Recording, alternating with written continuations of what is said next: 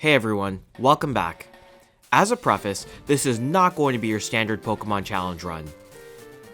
As you may have noticed, the Pokemon series is known to be a tad formulaic. Release a new game in a new region every 3-ish years, and then release an anime of Ash working his way through the region.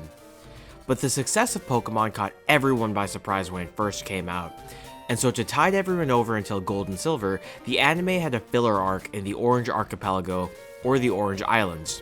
You couldn't access this in any of the games, although the Fire Red and Leaf Green remakes had the Sevi Islands, which, let's be real, just aren't the same. I remember loving this arc when I watched it as a kid, but I've never rewatched it since, so I don't actually remember too much about it.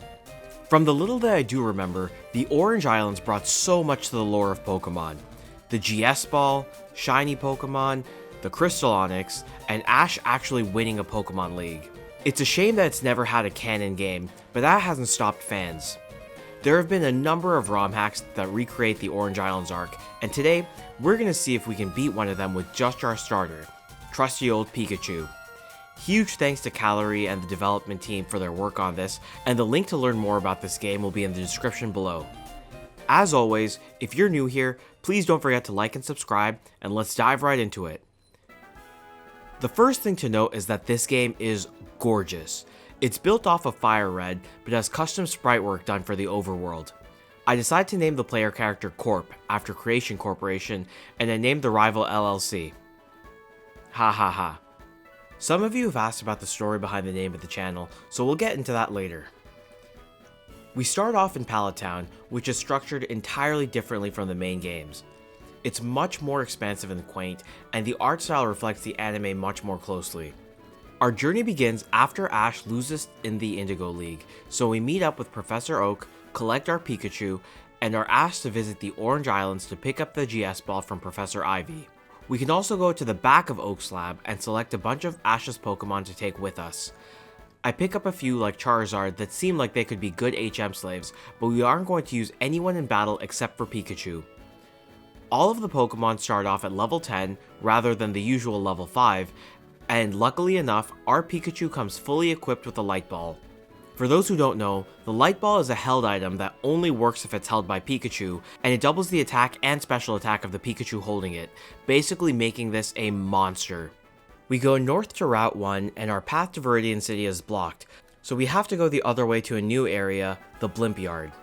Misty and Brock are nearby, and they give us an Orange Pass, which allows us to take a blimp to Valencia Island, where Professor Ivy is. Once we get there, there's a cool scene of Professor Ivy jumping off a Gyarados. Brock shows up and falls in love and decides to help her study the island's local Pokemon, which are all shiny and in different colors than the standard shiny forms. However, we can't go back to Pallet Town because the blimp is down for maintenance. So we decide that we're going to take on the Orange League, which comprises of defeating 4 gym leaders and a champion. I'm not going to lie, playing this game is really refreshing because it almost feels like playing a new 3rd generation Pokemon game for the first time.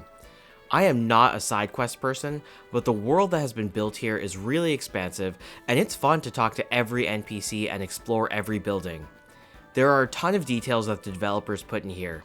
We get on a blimp and head to our next destination, Tangelo Island.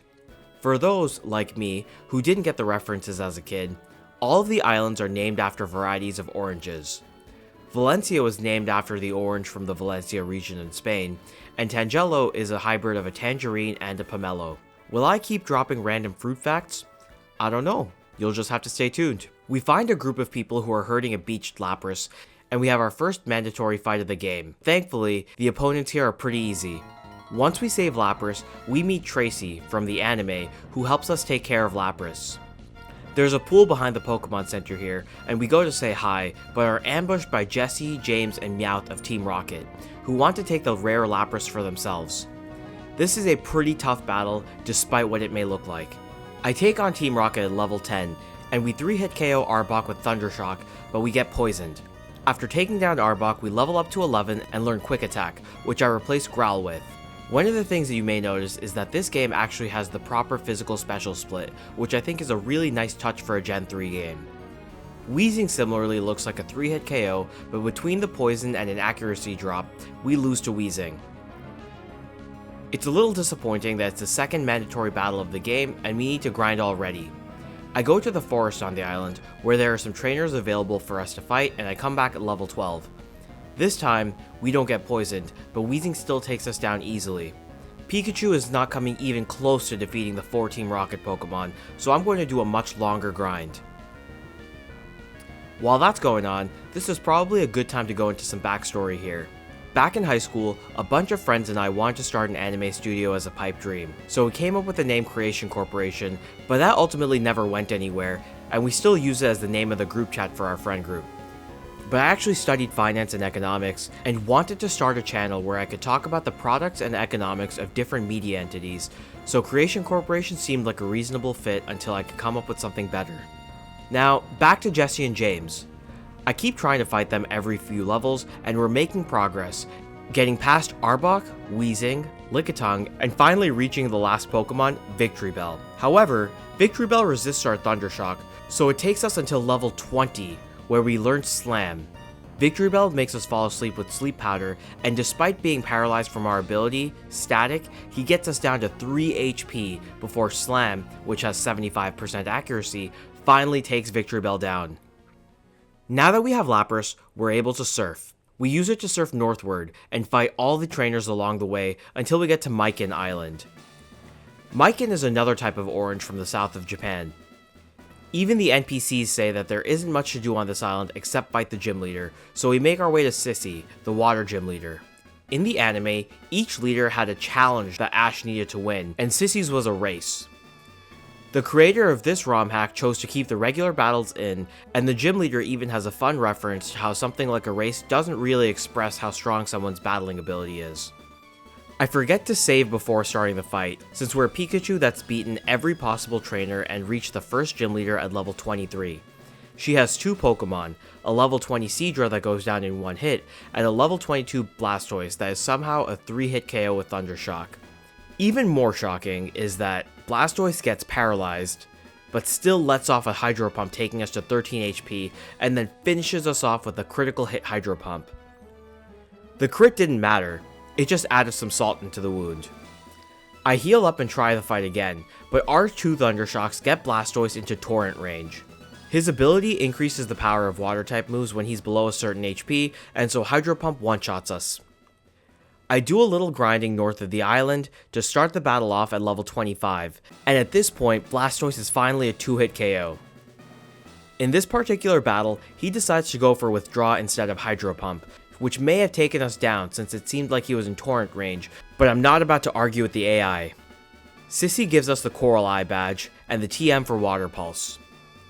With our newfound badge, we surf up to the next island, Mandarin North, which has an interesting cutscene play as we step onto it, as if Voltorb and Grimer aren't listening to their trainers.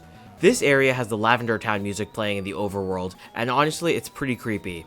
We find out that there's an abandoned power plant on the island, and a Team Rocket grunt is guarding the entrance. Once we beat him, we can enter the power plant and we have a small area that's reminiscent of the Celadon Game Corner, with a ton of trainers and even a bunch of moving puzzles. So far, Pikachu's Thundershock has been more than enough to take down everything we've seen so far, but this is also where we run into our first ground Pokemon, as some trainers have Cubone and Sandshrew, meaning that we have to use the highly inaccurate Slam sometimes. During the sequence, we refight Jesse and James, but this time it's a double battle. But due to all the battles that we've been fighting, we're at level 30 and just learned Thunderbolt, while all of the enemy Pokemon are still around 15 or so the fight is pretty manageable. The pacing of this game is pretty clever, since you need Lapras in your party as it's the only way to use Surf, so you'll almost definitely have enough Pokemon for a double battle. Our Squirtle has Withdraw, so as it comes in with Pikachu, I just let it use Withdraw while Pikachu does damage, and in the event that it goes down like it does here, I can bring in Kingler, who also just uses Harden. We find a key that allows us to access the basement, where we find Butch and Cassidy, the rivals of Jesse and James in the anime. These are 3 fights back to back. 1 versus Butch, 1 versus Cassidy, and 1 versus the Drowsy that they have hooked up to an antenna that's hypnotizing all the Pokemon on the island. It doesn't really matter whether it's 1 or 3 fights because we don't get hit once, and the island is safe from the clutches of Team Rocket. So far, this game has been pretty great, because aside from some cutscenes that are perhaps a little bit longer, The gameplay and puzzles are pretty reminiscent of those of the main series. We can go into one of the houses here and get a climbing kit as a reward, which works like the Rock Climb HM, which as you may remember is not natively in any of the Gen 3 games. The developers actually made a number of really deep-rooted changes to the game, to the extent that the software used by many Pokemon content creators, including Scott's Thoughts used for stats, doesn't work on the game even though it's built on top of Fire Red. Now that Team Rocket's taken care of, we go south and get to Sunburst Island, where there are a bunch of crystal blowers. We need Mateo, an island resident who needs inspiration to become a great crystal blower, and end up going with Tracy to the Crystal Cave. We start running into a lot of ground types here, including Geodude, which takes several hits from Slam to take down. There's a relatively small but winding cave segment, and it's actually really cool because you can see the crystals on the ground get bigger and more plentiful as we go deeper. At the end, we run into Tracy and Mateo and see the Crystal Onyx come out of the water, which gives Mateo all the inspiration that he needs. I tried swimming around in the water to see if we could battle it, but it doesn't look like it's available at this point in the game. Now, we're done with the 5 islands on the left side of the map. Taking a look at this world map, the game actually has a lot of different places to go, contrary to what I remember from a very short filler arc in the anime. I'm gonna visit every island and try and do as many side quests as possible, but I'm probably gonna gloss over some of the details, especially for the more filler ones. The developers even included some smaller events, such as running into Team Rocket in their Magikarp submarine here. We do another double battle, but it's extremely easy with Pikachu at level 37 against Pokemon at level 20. I'm trying not to become too over-leveled, but it feels like this game is just handing us tons of trainers to fight against. As a result, I'm going to start skipping a lot of the optional trainers between routes. We start coming across some whirlpools that we can power through if we go through them at the right angle, and we can use the climbing kit to get on top of Pinken Island, where we find Tracy looking at a pink Rhyhorn. This was a really cool part of the show as well, as the Pokemon here are all pink due to eating tons of Pinkenberries. There's a small cutscene of Team Rocket running away from a giant pink Nidoking, who we take down with a critical hit slam. After beating some of the trainers on the island, we run into none other than Gary Oak.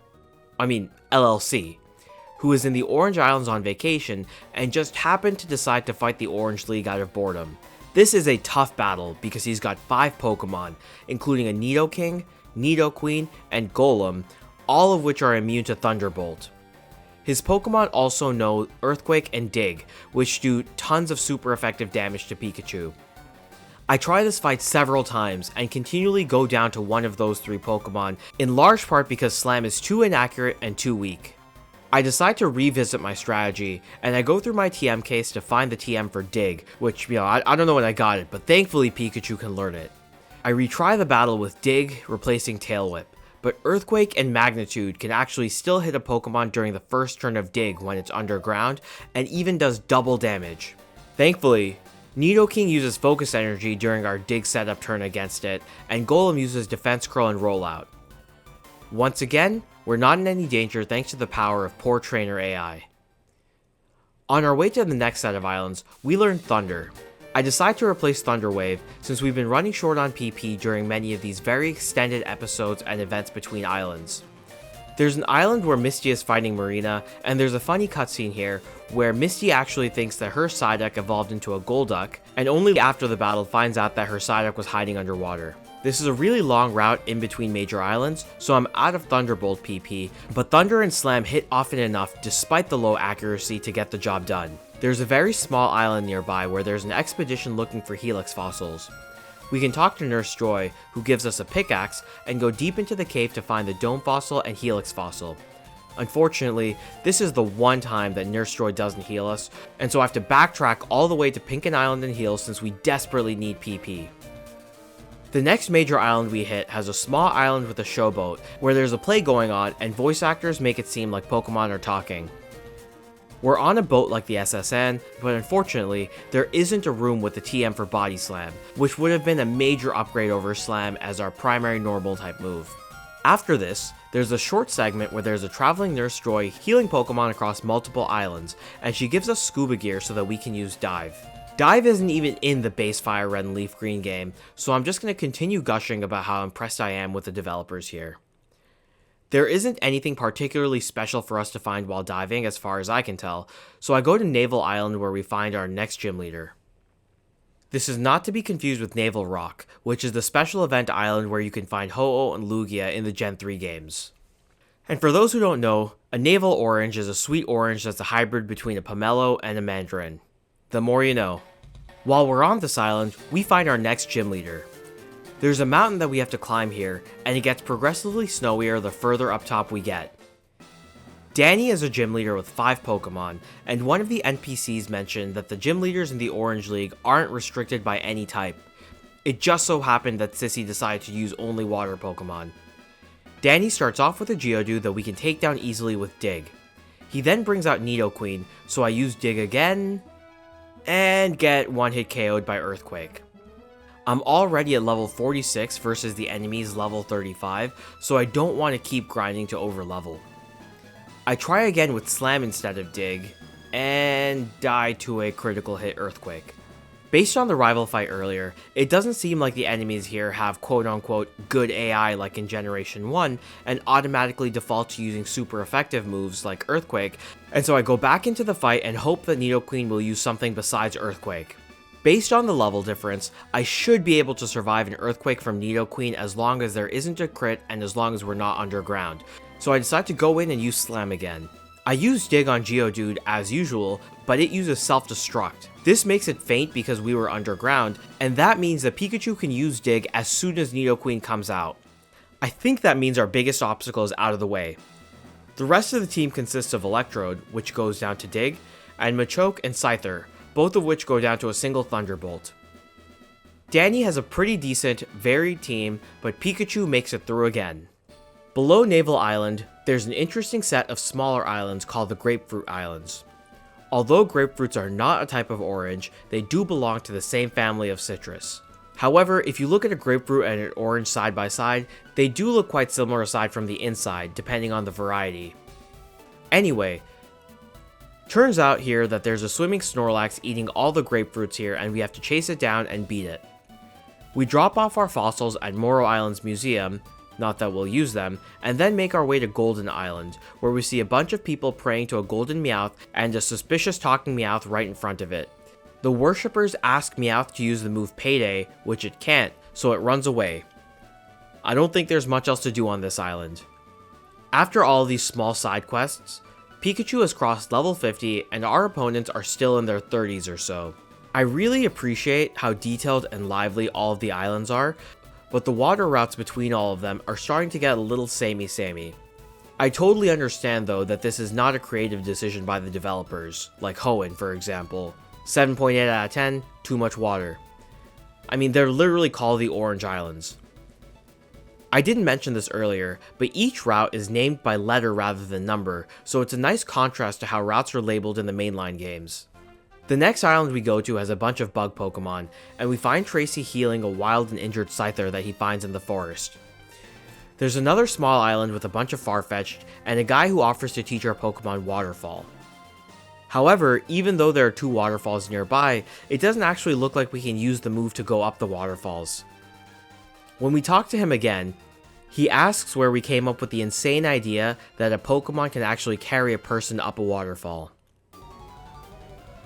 The next island is Mandarin South, unrelated to Mandarin North according to the NPCs here. Here we can fight Lorelei, or Prima as she's called in this game, and holy crap. She has her team from Fire Red and Leaf Green with all of the Pokemon at level 50. During this fight, Dewgong goes down in one hit to Thunderbolt. Then, Cloyster does the same thing. After that, she brings out Lapras, and I can either choose the safe option in Thunderbolt, knowing that it may not take down Lapras in one hit, or risk the 70% accurate Thunder, which I suspect will be a one-hit KO. I end up going with Thunderbolt, which was a mistake because Hydro Pump takes us down to 8 HP. I take Lapras down in another hit, but then we have Jinx to deal with. Electric moves aren't super effective against Jinx, so I use Thunder and somehow get the 30% paralysis, after which Jinx is paralyzed and can't move. That is a huge lucky break, but I'll take it. Finally, we have Slowbro, who goes down in a single Thunderbolt, and we have beaten the hardest opponent that we faced in the game so far. The NPCs really hyped up this fight, and it did not disappoint for this point in the game. Unfortunately though, All we got for winning was a PP max. For some reason, I thought that Lorelei/Primo was one of the gym leaders in the Orange Islands from my memory of the show, but, I saw it like 23 years ago, and it's pretty clear that I was wrong. After healing, we try going north and have a fight with our rival LLC. His Pokemon are in the low to mid 30s, so it seems like Lorelei was a little bit of an exception to the game's regular scaling. Eevee goes down in a single Thunderbolt, and I use Dig against Nidoking. However, we're back to the same issue where he uses Earthquake against us, which does double damage when we're underground, and Pikachu is defeated in one hit. I'm going to need a different plan. I take a look to see whether or not Pikachu can learn Surf in this game, since technically, Surfing Pikachu was accessible in the mainline games as early as Yellow. In this game though, the developers stuck to the proper learn set and were stuck hoping that Dig works. In the next battle, I decide to try Slam and see if that one hits Nidoking instead. And if not, maybe we survive a non-double damage Earthquake. Thankfully, Slam does take it down in one hit. I accidentally used Thunder against Nidoqueen, but we get away with just a Mega Punch. We can use Dig to get rid of the Nidoqueen and the following Arcanine. Pikachu uses Dig against Golem, which doesn't use Magnitude thankfully, and although it survives on a sliver of health, it falls to the next Dig. I try a few Thunders against Blastoise, and although we miss and get hit by Hydro Pump, we're not in any real danger of losing, and we take it down when Thunder finally hits. Mandarin South is a pretty big island, so we finally have some land routes and multiple towns on this island. We have another Team Rocket double battle, this time with Team Rocket coming down from their iconic hot air balloon, but Pikachu can one-hit KO everything with Thunderbolt. There's a short side quest in a desert area, and then we make our way to the next island, where we find the third gym leader, Rudy. There's a cool cutscene where we take a hot air balloon to the top of a cliff with Tracy and Misty watching, so let's see how Rudy's team looks. He starts off with a level 40 Electabuzz against our level 56 Pikachu, but it goes down in a single dig. Next up is Exeggutor, who we have no super effective moves against. I use Slam, which does about 2/3, but it uses Psychic on us, which does about 2/3 as well. I didn't want to risk a Slam miss, so I used Thunderbolt to finish it off. His third and final Pokemon is Starmie, which is thankfully an easy one-hit KO with Thunderbolt. Now we're done with 3 of the 4 gym leaders in the Orange Islands.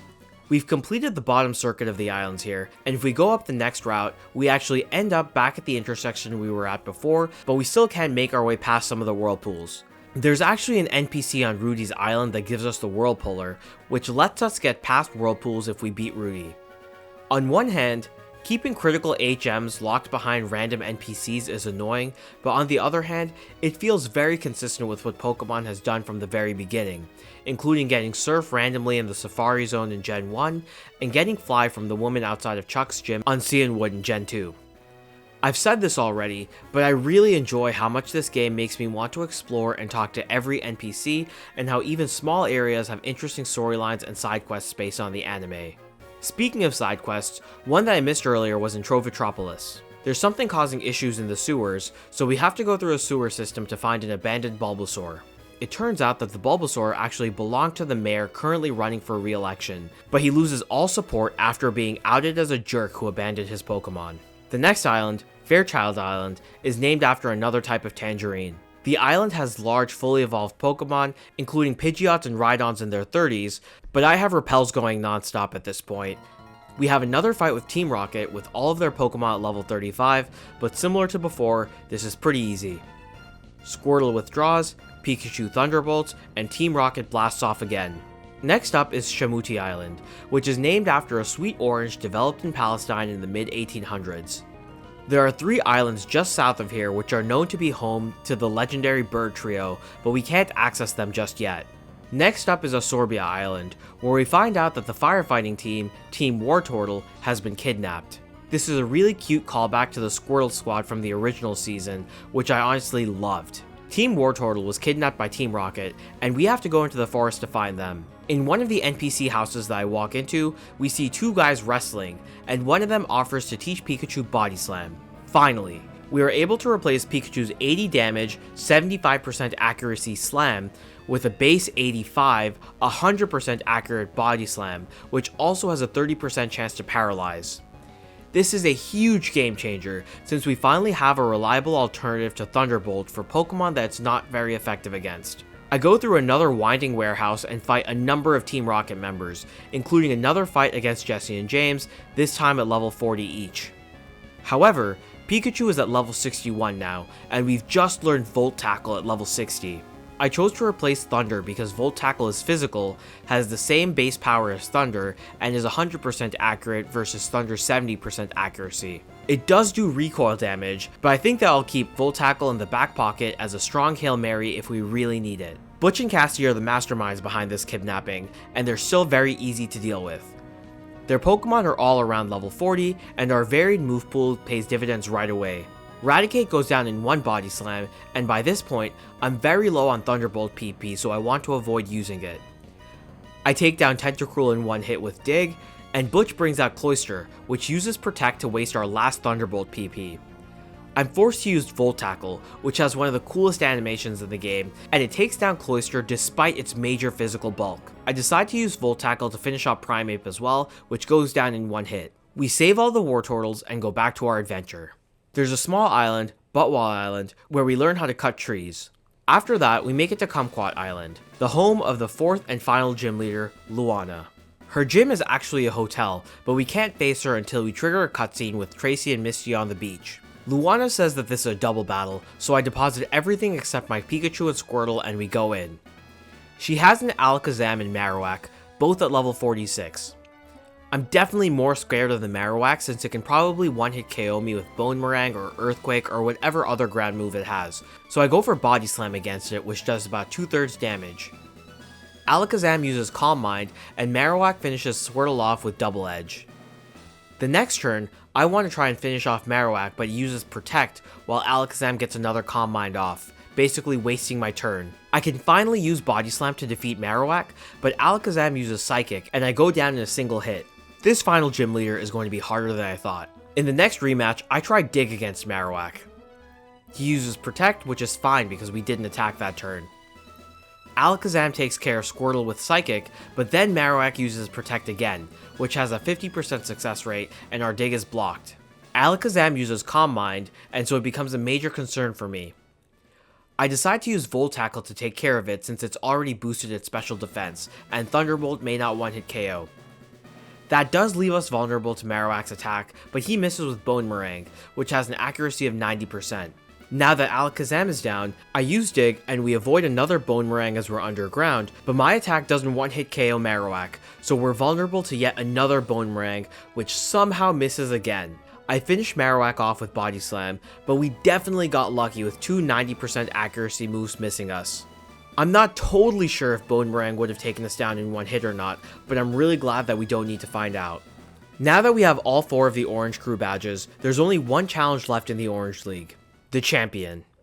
There are a couple more side quest islands, including Rind Island, where we see a bunch of Magikarp swimming up waterfalls and going through a ritual dance that allows some of the stronger ones to evolve into Gyarados. The fact that even side quest scenes like this are so elaborately animated and programmed is really admirable, so once again, kudos to the developers. We finally make it to Pomelo Island, the home of the leader of the Orange Crew, Drake, who, despite being the champion and having a Dragonite as his ace, is not Lance. As soon as we land on the island, Misty challenges us with her full team of level 40 Pokemon, headlined by her ace Starmie. By this point though, Pikachu is at level 64 and everything is weak to Thunderbolt and Volt Tackle, so she goes down right away despite me not being at full health. I rest up at the Pokemon Center and start heading to the Coliseum, but our good friend LLC comes to challenge us as he also has 4 badges. He has the same team as the last time we fought, except this time, they're all at level 45. Eevee goes down to 1 Thunderbolt, but Nidoking is the first big obstacle. I don't think Body Slam is going to do enough damage, so I use Dig. Nidoking uses Focus Energy instead of Earthquake, but Dig is a contact move, so I get poisoned due to his ability, Poison Point. I use Dig against Nidoqueen as well, but the 2 turns of poison are really problematic. Arcanine comes out with Intimidate, which lowers our attack, and I'm worried about 2 turns of poison damage, so I hope the Thunderbolt can take it down instead of Dig. Next up is Golem, which is probably our last major obstacle. I don't know if he still uses Magnitude, but Golem uses Defense Curl and Pikachu gets a critical hit, so thankfully we can avoid finding out whether or not we would need 2 hits to take it down after the defense boost. Finally is our rival's Blastoise, which goes down to a single Thunderbolt. With that, there is nothing stopping us from achieving ultimate glory except Drake himself. I say hi to him at the Hall of Records, and we make our way to the Coliseum. There's a really cool cutscene with a bunch of people in the stands, which makes me feel like it's a real tournament battle, like the show, or even like in Pokemon Sword and Shield. Drake starts off with a level 50 Ditto. I use Dig, assuming that it'll transform into Pikachu, but it actually fails since I was underground, and we do just over half damage to the base Ditto. Now that he's transformed, he mirrors my Dig, and I'm at half HP before I finish him off with Body Slam. Unfortunately though, Pikachu gets paralyzed due to static. This is not a great start. Drake brings out a level 50 Onix, who uses Rock Slide and flinches me. We then both use Dig on the next turn, but his attack is going to miss because now I'm slower due to paralysis, and Onix goes down in one Dig. Then, Drake brings out his level 50 Gengar and finishes us off with a single Shadow Ball. We just took too much damage too early to really last. In round 2, I use Volt Tackle against base Ditto to make sure that it goes down without being able to use Transform. It seems, however, that the Dig against Onix is a range, because it barely survives and does a ton of damage with Double Edge, leaving us with just about a quarter HP. Despite using a recoil move, Onix doesn't take any damage because of his ability, and then Drake uses a full restore. The next Dig though is a one-hit KO. We're back to Gengar, and I try using Dig, since I forgot that he used to have Levitate. Gengar actually lost Levitate in Gen 7, and I forgot about that. Dig misses, and we go down to Shadow Ball. Let's try this again. I'm starting to figure out a decent strategy against Drake. Thunderbolt takes down Ditto in one hit. Dig is a range, but can usually take down Onix in one hit. Gengar goes down to a single Thunderbolt as well. Now is when things start getting dicey. Drake brings out Venusaur, also at level 50, and I decide to use Dig. He uses Sunny Day, and we get a critical hit with Dig, which takes Venusaur down in one hit. His second last Pokemon is a level 50 Electabuzz, and once again, I decide to use Dig for super effective damage. Electabuzz goes down in a single hit, but he also has the static ability, so Pikachu is paralyzed going to Drake's final Pokemon, a level 52 Dragonite. I'm still at full health, so I decide to use Volt Tackle, so we don't have to doubt whether or not Dragonite will go down. And we are paralyzed. I go for Volt Tackle again, but Dragonite uses Outrage and takes out all of our HP in one hit. This is pretty good news though. Even though we lost that fight, I learned a lot. I have a mostly consistent way of getting past Drake's first 3 Pokemon, with the exception of Onix, which is a range. It turns out though that Venusaur is not actually a one-hit KO, and we get hit with a big Sludge Bomb during the next battle. I take it down with Body Slam and Dig before facing Electabuzz again. Thunderbolt is a special move that doesn't make contact, so I can't be paralyzed from static. Instead, I paralyze Electabuzz, but it's a 2-hit KO despite Drake using full heal. We're back to Dragonite with 55 HP. I could use Thunderbolt, but Dragonite's pretty bulky, so I try using Volt Tackle, hoping that I can survive despite the recoil. Volt Tackle does take Dragonite down, but Pikachu loses all of its HP in recoil, and according to the rules, that's a loss because it's just like using Explosion. Having to try this many times is pretty painful, since I wasn't actually expecting to have trouble against the champion. The first 3 Pokemon are still a joke, but then I paralyze Venusaur with Body Slam, and get by it with no damage as he uses Sunny Day. I use Thunderbolt against Electabuzz, who attacks us with Thunder, and it hits us despite Sunny Day being up, which reduces its accuracy from 70% to 50%. Doesn't really matter to me though, since Thunder does less than 50 damage and I have 108 HP left. Now that we're back to Dragonite, instead of Volt Tackle, I try and see if Thunderbolt would actually defeat it, and it turns out that my gut feeling was right. Thunderbolt does not take down Dragonite, instead leaving him in red health but also paralyzed. However, Dragonite uses Outrage, and 108 HP is not enough to survive against it. I go through one more battle, getting to Electabuzz with no damage taken. I decide to use Dig, risking status, but ensuring that I won't get damaged prior to Dragonite. Static only has a 30% chance of paralyzing us, but Lady Luck is not on our side in this battle, and I do get paralyzed. This is almost a repeat of the first time that we fought Dragonite, as he uses Dragon Dance while I use Volt Tackle. The difference this time? We aren't fully paralyzed, and I had full health, so I can easily survive the recoil damage as Dragonite goes down. We have finally been crowned Orange League champion, just like Ash in the anime.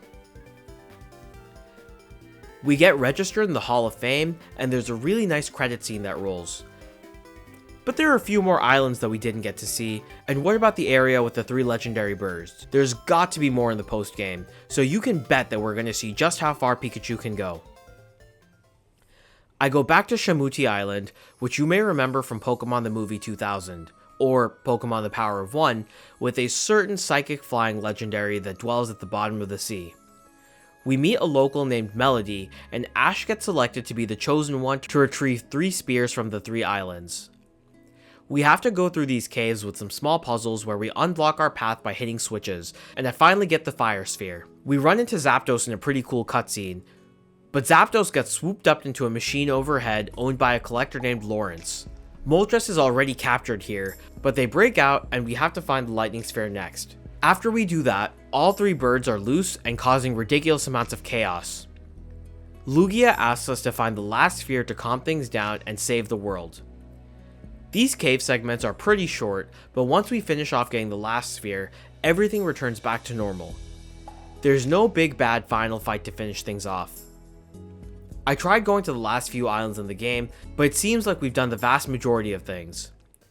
The only thing left that I can think of is fighting the Crystal Onyx, so I'm going to have that play in the background as we go through some closing thoughts. To answer the question in the title, yes, you can beat the entire Orange Islands with just a Pikachu, including some fodder for double battles. I hope you guys had fun with this, as I really enjoyed reliving a lot of memories from the deep recesses of my mind that I honestly forgot about. This was a much more interesting challenge than I expected, especially with some of the rival battles and the champion. Huge kudos to the dev team behind this really expansive and intricate game. There's going to be a whole bunch of interesting content coming up, including more Mega Man content as well as video game essays. Thank you guys so much for the support. Don't forget to like and subscribe, and I'll see you guys next time.